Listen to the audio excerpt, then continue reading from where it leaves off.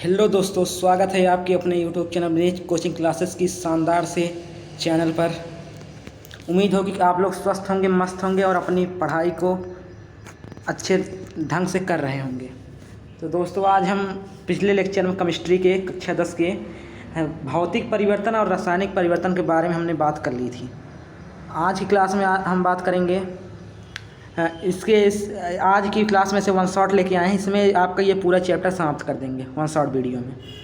तो समय को जाया न करते अपने टॉपिक पर आते हैं। तब तक कुछ आपसे कह दें, अभी कांच हूँ इसलिए अभी चुभ रहा हूँ। अभी कांच हूँ इसलिए अभी चुभ रहा हूँ, जिस दिन आईना बन जाऊँगा पूरी दुनिया देखेगी। हेलो दोस्तों, स्वागत है आपके अपने यूट्यूब चैनल पे। तो हम जल्दी से अपने टॉपिक को शुरू करते हैं। तो हमारा अध्याय नंबर 1 केमिस्ट्री का क्या है? रासायनिक अभिक्रियाएं एवं समीकरण। तो शुरुआत देखिए, हम क्या जानेंगे? रासायनिक अभिक्रिया, इसके बाद समीकरण पर चर्चा करेंगे। देखिए, हमारे पास रासायनिक अभिक्रिया की जो परिभाषा है क्या है? ऐसे परिवर्तन जिसमें नए गुण वाले पदार्थों का निर्माण होता है उसे रासायनिक अभिक्रिया कहते हैं। अर्थात नए गुण वाले पदार्थ मिल रहे हैं तो यानी रासायनिक परिवर्तन को ही रासायनिक अभिक्रिया कह सकते हैं। यानी नए गुण के जब पदार्थ आपको क्या हो, प्राप्त हो, तो उसे हम क्या कहते हैं? रासायनिक अभिक्रिया। फिर देखिए, इसके ये दो पार्टों में विभाजित होता है, एक अभिकारक, एक होता है उत्पाद। अभिकारक को हम क्रिया कारक भी कहते हैं। तो देखिए ये क्या लिखा है कि ऐसे पदार्थ जो रासायनिक अभिक्रिया में हिस्सा लेते हैं, यानी भाग लेते हैं, हिस्सा मतलब भाग लेते हैं, उन्हें उन्हें क्या कहते हैं? अभिक्रिया कहते हैं। अभिकारक अर्थात अभिकारक कहते हैं। ऐसे पदार्थ जो किसी रासायनिक अभिक्रिया में भाग लेते हैं उन्हें अभिकारक कहते हैं। फिर उत्पाद, देखिए इधर होता है आपका अभिकारक इधर होता है, तीर के उस साइड क्या होता है? उत्पाद। जो प्राप्त उत्पाद, अभिक्रिया के पश्चात जो प्राप्त उत्पाद होता है उसे हम प्राप्त पदार्थ उसे हम उत्पाद कहते हैं। ऐसे पदार्थ जिनका निर्माण रासायनिक अभिक्रिया में होता है उन्हें उत्पाद कहते हैं। देखिए उदाहरण हमारे पास क्या क्या है। जैसे आपके हो गए कि भोजन का पचना आपका किस में आता है? रासायनिक परिवर्तन में। फिर श्वसन, लोहे पर जंग लगना। इसके बाद मैग्नीशियम फीते का जलना, मतलब मैग्नीशियम रिबन भी कहते हैं, फीता को रिबन भी। फिर इसके बाद दही का बनना। ये सब हमारे क्या है? रासायनिक परिवर्तन। देखिए रासायनिक अभिक्रिया के प्रेक्षण यानी कैसे जानेंगे कि इस स्थान पर रासायनिक अभिक्रिया हो रही है। देखिए रासायनिक अभिक्रिया में क्या होता है? उसकी अवस्था बदल जाती है, जो उसका रंग होते हैं इसे बदल जाते हैं। देखिए इसे अवस्था में से आपका दूध से दही में बदल गया। फिर रंग में जैसे आपका था कच्चा आम था, पक्का हो गया तो वो आपका रंग बदल गया। फिर तापमान में परिवर्तन, जैसे कहीं ऐसे कचरा, ऐसे कोई टाइल्स पर ऐसे आप हार्पिक डालते हैं तो उसमें तापमान में बदलाव हो जाता है, ऊष्मा निकलती है, यहाँ गैस भी निकलती है। फिर देखिए आपका क्या है? रासायनिक परिवर्तन को प्रदर्शित करना। कैसे प्रदर्शित करते हैं? देखिए रासायनिक परिवर्तन कुछ इस प्रकार प्रदर्शित करते हैं। देखिए जैसे हमने ले लिया जिंक प्लस सल्फ्यूरिक अम्ल, यानी शब्दों में देखिए RHS, LHS और RHS ना। देखिए ये आपका क्या है? ये आपका अभिकारक है और उत्पाद। ये आपका अभिकारक और उत्पाद है, मतलब ये आपका क्या है? अभिकारक। ये हिस्सा ले रहे हैं अभिक्रिया में, और ये प्राप्त हो रहा है पदार्थ। देखिए इसमें क्या है? Zn प्लस H2SO4 यानी जिंक प्लस सल्फ्यूरिक एसिड, और ये क्या है? जिंक सल्फेट, और क्या है? हाइड्रोजन बाहर है, निकल गया। फिर आपका आगे रासायनिक समीकरण। देखिए रासायनिक समीकरण, रासायनिक अभिक्रिया को सूत्रों एवं उनके तत्वों के माध्यम से व्यक्त करना ही रासायनिक समीकरण कहलाता है। देखिए इसकी परिभाषा क्या है? रासायनिक अभिक्रिया रासायनिक समीकरण द्वारा निरूपित की जाती है। रासायनिक समीकरण में तत्वों को प्रतीक या अभिकारक और उत्पादों के रासायनिक सूत्र उनकी भौतिक अवस्था के साथ लिखे जाते हैं। फिर देखिए रासायनिक अभिक्रिया में आवश्यक परिस्थितियां जैसे ताप, दाब, उत्प्रेरक आदि को तीर के निशान के ऊपर दर्शाया जाता है, ऊपर या नीचे दर्शाया जाता है। देखिए रासायनिक अभिक्रिया को संतुलित कैसे करते हैं। देखिए रासायनिक अभिक्रिया को संतुलित करना, देखिए रासायनिक अभिक्रिया में क्या होता है, दोनों तरफ के द्रव्यमान जो है, द्रव्यमान अर्थात द्रव्यमान संरक्षण का नियम उसे फॉलो होता है कि द्रव्यमान को तो ना तो उत्पन्न किया जा सकता है ना ही नष्ट किया जा सकता है, उसका एक रूप से दूसरे रूप में परिवर्तन किया जा सकता है। अर्थात देखिए रासायनिक द्रव्यमान संरक्षण का नियम, किसी भी रासायनिक अभिक्रिया में द्रव्यमान का ना तो निर्माण यानी उत्पन्न भी नहीं किया ना ही विनाश किया जाता है, उसे हम क्या कहते हैं, द्रव्यमान संरक्षण का नियम कहते हैं। देखिए रासायनिक अभिक्रिया के पहले यानी अभिकारक एवं उसके पश्चात उत्पाद प्रत्येक तत्व के परमाणुओं की संख्या समान होनी चाहिए। परमाणु संख्या क्या होनी, समान होनी चाहिए, द्रव्यमान भी समान होने चाहिए। फिर आगे देखिए चरणबद्ध संतुलित करना, मतलब कि हिट एंड ट्रायल भी, देखिए इसकी विधि हिट एंड ट्रायल विधि सबसे पहले विधि है। तो चरण नंबर 1 में हम क्या करते हैं, रासायनिक समीकरण लिखकर प्रत्येक सूत्र को चारों ओर बॉक्स बना लीजिए। देखिए आप सूत्र पहले लिख लीजिए, इसके बाद ऐसे ऐसे बॉक्स बना लीजिए, सबको ऐसे बॉक्स बना लीजिए। फिर क्या करते हैं, इसे आपका Fe है प्लस H2O इक्वल टू तीर का निशान Fe2O3 प्लस H2। ये संतुलित करते समय बॉक्स के अंदर कुछ भी परिवर्तन नहीं कीजिए, बॉक्स अंदर मतलब कुछ भी परिवर्तन नहीं करना है हमें। चरण नंबर 2 क्या कहता है, ठीक है, चरण स्टेप बाय स्टेप हम जानेंगे कैसे संतुलित किया जाता है। फिर समीकरण में उपस्थित विभिन्न तत्वों के परमाणुओं की संख्या नोट कीजिए। इसे ऐसे नोट करिए कि ऐसे दिखाते हैं आपको। इसे आपका Fe में देखिए Fe कितने बार वो अभिकारक में कितनी बार है, 1 बार, और इसमें कितनी बार है, 2। देखिए 2 है, परमाणु संख्या 2 है ना। फिर देखिए हाइड्रोजन में क्या है, 2, इधर भी 2 है। ऑक्सीजन क्या है, 1। देखिए थोड़ा यहाँ पे मिस्टेक हो गया है, यहाँ पर 2 रहेगा, यहाँ पे 2 रहेगा यहाँ पर। इसी प्रकार देखिए ऑक्सीजन एक इसमें था, 4 उसमें है, उत्पाद मतलब।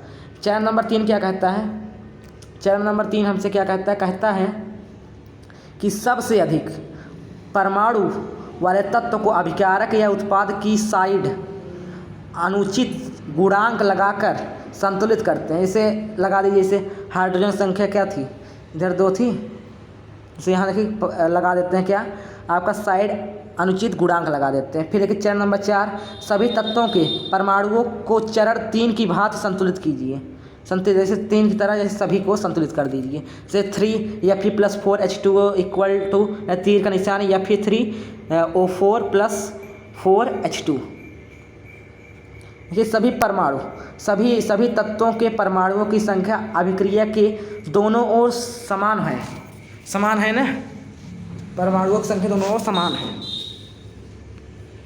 चरण नंबर 5 क्या कहता है, चरण नंबर 5 हमसे क्या कहता है अभिकारकों एवं उत्पादों की भौतिक अवस्था लिखना। कैसे लिखते हैं, जैसे अगर ठोस हमारे पास अगर सॉलिड है, सॉलिड जैसे आपका जिंक हो गया, जिंक आपका सॉलिड है, अगर उसको ऐसे हम रख दिए तो उसको हम यस लगा, कैसे उससे सॉलिड जिंक का Zn को ब्रैकेट में क्या Zn है, इसको ब्रैकेट में यस लगा देंगे।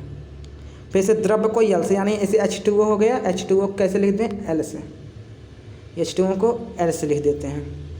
फिर आपका गैसीय अवस्था को G से, यानी G यानी O2 जैसे आपका आ गया, एग्जाम्पल तौर पे G लिख दीजिए। ये देखिए जलीय परिवर्तन, जलीय विलयन AQ से, यानी एक्वस, इसको एक्वस कहते हैं, यानी सॉलिड लिक्विड गैस पहला फॉर्म है सबका, एक्वस ये है। देखिए इसका समीकरण हमें क्या मिला है 3Fe कि यस लगा दिए, Fe आ रहा हमारा क्या है, सॉलिड है। देखिए 4H2O यानी आपका ये गैस है H2O, Fe2O3S यानी सॉलिड, 4H2 यानी ये गैस है। फिर चरण नंबर 6 क्या कहता है, चरण नंबर 6 कुछ आवश्यक परिस्थितियाँ जैसे ताप, दाब और उत्प्रेरक आदि को भी तीर के निशान के ऊपर या नीचे लिखते हैं। जैसे उत्प्रेरक से तापमान हुआ तो ऊपर, ऐसे तापमान, दाब, उत्प्रेरक सब निशान से प्रदर्शित कर देते हैं। देखिए रासायनिक अभिक्रियाओं के प्रकार, देखिए रासायनिक अभिक्रिया के प्रकार आपका सबसे पहला प्रकार कौन है, संयोजन अभिक्रिया के अंतर्गत हम क्या सीखेंगे, संयोजन अभिक्रिया ऐसी अभिक्रिया होती है जिसमें दो या दो से अधिक अभिकारक मिलकर एकल उत्पाद बनाते हैं। जैसे मतलब कि दो लोग हैं, जैसे मैंने कह दिया कि मोहन है, मोहन और रोहन की शादी हुई,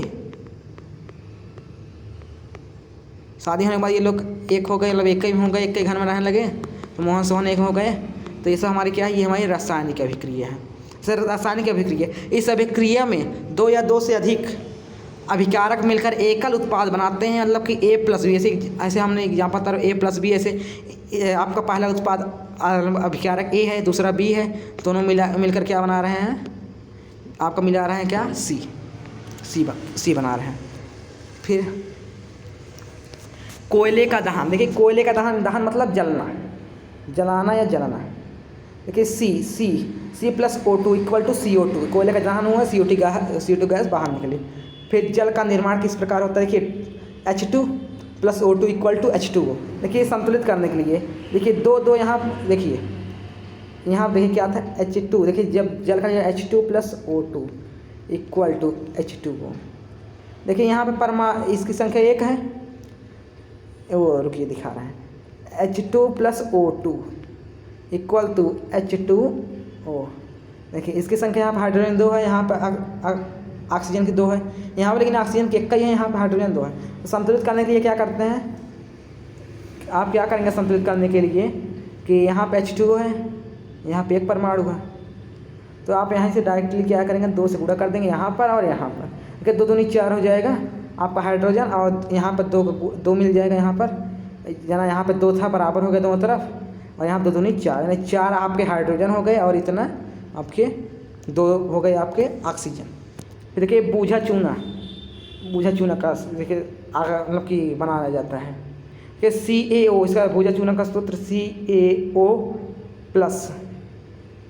बिना भुजा चूना का किसके साथ, जल के साथ, बिना भुजा चूना CaO + H2O = क्या है, मतलब तीर का निशान C, क्रिया के पश्चात हमें क्या कौन सा उत्पाद प्राप्त होता है, Ca ब्रैकेट में यानी OH ट्वाइस AQ निकला।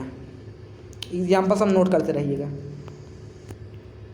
देखिए ऊष्माक्षेपी अभिक्रिया क्या होती हैं, जिन अभिक्रियाओं में उत्पाद के निर्माण के साथ ऊष्मा का उत्सर्जन होता है उसे हम क्या कहते हैं, ऊष्माक्षेपी अभिक्रिया। प्राकृतिक गैस का दहन होता है, जैसे श्वसन का ऊष्माक्षेपी अभिक्रिया, इसको नोट कर लीजिएगा, बोर्ड परीक्षा के लिए वेरी इंपॉर्टेंट टॉपिक है। देखिए वियोजन अभिक्रिया क्या है, इस अभिक्रिया में क्या होता है, एकल अभिकारक टूटकर 2 या 2 से अधिक उत्पाद बनाते हैं, यानी A को तोड़ दीजिए B+C बना दीजिए, संयोजन अभिक्रिया का जस्ट उल्टा। इसके देखिए कुछ प्रकार हैं, ऊष्मी वियोजन, ऊष्मा द्वारा किया गया वियोजन, यानी ऊष्मा के प्रभाव में जो अभिक्रिया होती है उसे ऊष्मा वियोजन अभिक्रिया कहते हैं। जैसे उदाहरण के लिए आप क्या बता दें, जैसे आपका हो गया 2FeSO4 को ऊष्मा जब आप ताप देंगे तो Fe2O3 + SO2 + SO3 में टूट जाएगा, विखंडित हो जाएगा, वियोजित हो जाएगा। देखिए यहाँ पे CaCO3 का ऊष्मा देने के बाद CaO + CO2 प्राप्त किया जाता है। फिर देखिए विद्युत वियोजन क्या है, विद्युत धारक के मतलब विद्युत धारा प्रवाहित कर होने वाला वियोजन, यानी विद्युत धारा जो हम प्रवाहित कर देते हैं, जो वहाँ वियोजन होता है, जो वहाँ वियोजन यानी जब वहाँ टूटते हैं, जब आपके जो अभिकारक जब टूट जाते हैं उत्पाद के मात्रा में, तो वही आपका क्या है, वियोजन, यानी जब विद्युत धारा टूटती है।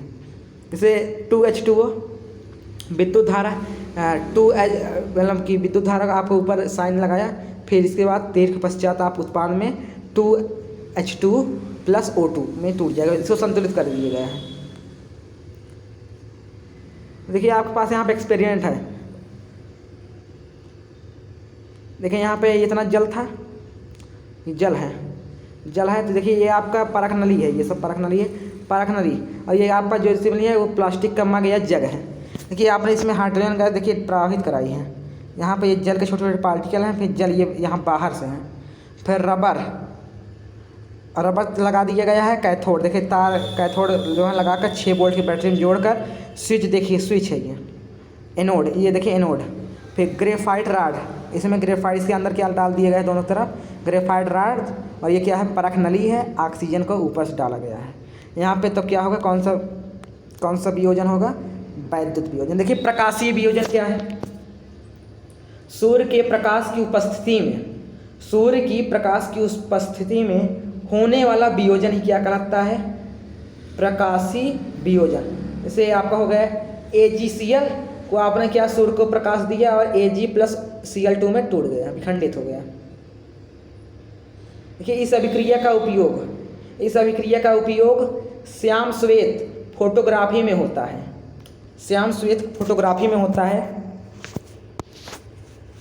इसके बाद देखिए आपका ऊष्मा शोषी अभिक्रिया, जिन अभिक्रियाओं में अभिकारकों को तोड़ने के लिए ऊष्मा, प्रकाश या विद्युत ऊर्जा की आवश्यकता होती है उसे हम ऊष्मा शोषी अभिक्रिया कहते हैं।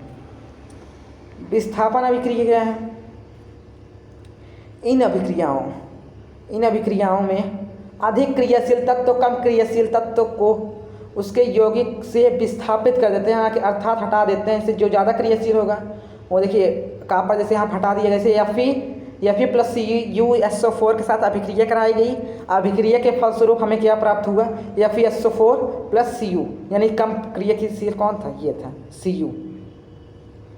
ये इसको ड्रा कर लीजिएगा अपने फेयर में। देखिए लोहे की कील नोट कर लीजिए, चलिए जाने दीजिए। जिंक क्या है, कॉपर से अधिक क्रियाशील है, अर्थात देखिए आज जिंक कॉपर हटा दिया तो ज़्यादा है ही। देखिए द्विविस्थापन अभिक्रिया क्या है, उम्मीद है कि बच्चों आपको समझ में आ रहा है। अगला देखिए द्विविस्थापन अभिक्रिया क्या है, इन अभिक्रियाओं में उत्पादों का निर्माण दो यौगिकों के बीच आयनों के आदान प्रदान से होता है, दो यौगिक के बीच में यौगिक। देखिए जैसे Na2SO4 plus BaCl2 equal to हमें क्या प्राप्त हुआ, BaSO4 प्लस NaCl प्राप्त हुआ। यानी ये आपका देखिए सूत्र क्या है किसका, ये Na2SO4 किसका सूत्र है, सोडियम सल्फेट का। फिर देखिए BaCl2 किसका है, बेरियम क्लोराइड। फिर BaSO4 बेरियम सल्फेट। फिर NaCl किसका है, सोडियम क्लोराइड। आगे क्या है हमारा, उपचयन या अपचयन। देखिए उपचयन और अपचयन बहुत एकदम सिंपल सा टॉपिक है, उपचयन और अपचयन। देखिए जब उपचयन, पहले जब किसी पदार्थ में ऑक्सीजन की वृद्धि हो जाती है उसे उपचयन कहते हैं। सिंपल सी लैंग्वेज, एकदम सिंपल सी, कि जब किसी पदार्थ में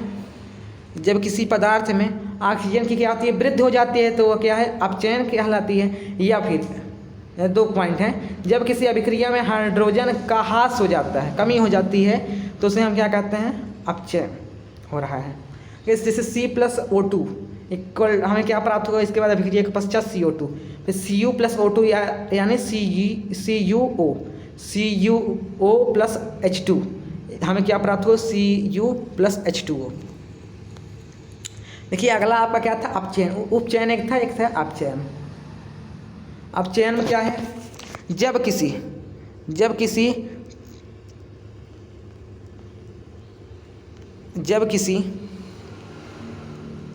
किसी पदार्थ में ऑक्सीजन का ह्रास हो जाता है। देखिए जस्ट उल्टा हो रहा है, उसमें क्या था, ऑक्सीजन की क्या हो रही है, वृद्धि हो रही थी और हाइड्रोजन की क्या हो रही है, कमी हो रही थी। इसमें क्या हो जाएगा, हाइड्रोजन की जो है क्या हो जाएगी, वृद्धि हो जाएगी और ऑक्सीजन की कमी हो जाएगी, अर्थात हम कह सकते हैं अपचयन अभिक्रिया है। जैसे देखिए CuO प्लस H2, देखिए इसका उपचयन हो रहा है और CuO और Cu का क्या हो रहा है, अपचयन हो रहा है। देखिए लिखा क्या है, इस अभिक्रिया में कॉपर ऑक्साइड कॉपर में अपचयित हो जाता है, हाइड्रोजन अपचयित होकर जल बनाता है। इस अभिक्रिया में उपचयन तथा अपचयन दोनों हो रहे हैं, इसे रेडॉक्स अभिक्रिया भी कहते हैं। इसको क्या कहते हैं, रेडॉक्स अभिक्रिया भी हम कह सकते हैं। देखिए आपका क्या है, देखिए दैनिक जीवन में अपचयन अभिक्रिया का प्रभाव। अब चयन अभिक्रिया का प्रभाव। देखिए संक्षारण, देखिए संक्षारण का सार्थक अर्थ समझ सकते हैं। जैसे हम किसी भी पदार्थ को, ऐसे किसी भी धातु को, हमारे धातु को जब हम खुले में जैसे छोड़ देते हैं तो उसमें जो है ऑक्सीजन की उपस्थिति में उसमें क्या नमी आ जाती है। छोटे छोटे जैसे उसमें जल के वाष्प के कण उसमें जो है कम वो ऑक्सीजन की उपस्थिति में उसमें नमी आ जाती है, अर्थात उसमें वह धातु क्या है संक्षारित होने लगती है, उस वस्तु का क्षय होने लगता है, अर्थात वह वस्तु जो है टूटने लगती है। उसे ही हम क्या कह सकते हैं, संक्षारण कहते हैं। यानी जब कोई धातु आर्द्रता, अम्ल आदि के संपर्क में आती है जिससे धातु की ऊपरी परत कमजोर, देखिए लोहे आप जानते हैं, लोहे को जब आप बाहर रख देते हैं मिट्टी उट्टी से गर्दा उर्दा वैसे पड़ जाता है, इसके बाद जैसे उसमें से वो नमी में आ जाता है, जैसे पानी होने के वाले स्थान, पानी और कीचड़ वाले स्थान जिससे रख देते हैं उसमें नमी आ जाता है तो वह क्या अपनी परत को छोड़ देता है, यानी जंग लगना शुरू हो जाता है। देखिए आप क्या, लोहे की वस्तुओं पर जंग लगना, चांदी के ऊपर काली परत व तांबे के ऊपर हरी परत चढ़ना संक्षारण के उदाहरण है। फिर देखिए यश दलेपन, विद्युत लेपन या पेंट करके संक्षारण से धातु को बचाया जा सकता है, यानी पेंट कर दीजिए धातु बच जाएगी। जैसे प्राइमर होता है हमारे घरों में, प्राइमर से पेंट कर देंगे तो क्या हो जाएगा, हमारी धातु सुरक्षित रहेगी। देखिए आपका विकृत गंधिता, विकृत गंधिता क्या चीज़ होती है।